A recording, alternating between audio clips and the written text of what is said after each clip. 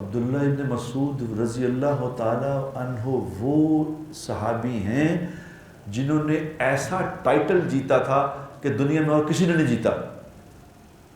کیا کہ حضور اکرم صلی اللہ علیہ وسلم نے فرمایا، جس کا مفہوم یہ ہے کہ میرے بعد جو عبداللہ کہے اس کی بات کو ماننا. اللہ اکبر. خدا پاک کی قسم یہ اتنا بڑا ٹائٹل ہے کہ یہ ساری کائنات اور اس جیسی 100 کائناتیں اور مل جائیں، اس کا ساری کا مالک ایک آدمی بن جائے، اس ٹائٹل کے سامنے زیرو ہے جو نبی نے دیا کہ میرے بعد اس کی بات. یہ ٹائٹل جیتا انہوں نے. کس سو کے نہیں جیتا، محنت کر کے جیتا. اب ان کی یہ محنت کی بھی ہے، لیکن اللہ کے محبت اور اللہ کا خوف کتنا ہے دل میں. بول کے یہ سن لو کہ موت کے وقت کیا کہہ رہے ہیں. عثمان رضی اللہ تعالی عنہ خلیفہ وقت ہیں، یہ مرض الوفات میں ہے، آخری وقت ہے. عثمان رضی اللہ کو پتہ چلا تو فوراً ان کے گھر پہنچے کہ میں عیادت کر کے آؤں عبداللہ کی. تو آ کے سب سے پہلا سوال کیا کیا، سنو سوال. کہا عبداللہ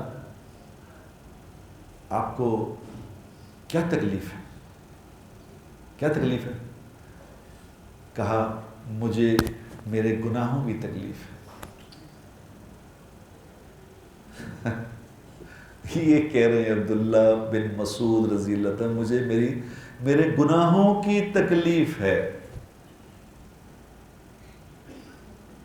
یہاں میں ایک میرا جاننے والا ہے، ساری زندگی 2 نمبر کام کیے ہیں، ساری زندگی فراڈ کیے ہیں.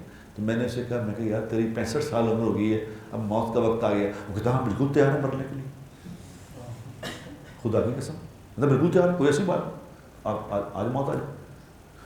کوئی پتہ ہی نہیں موت کے بعد ہونا کیا ہے. یہ تو پتہ ہی نہیں کہ اللہ کون ہے، آگے سوال ہوں گے تو کیا ہوگا.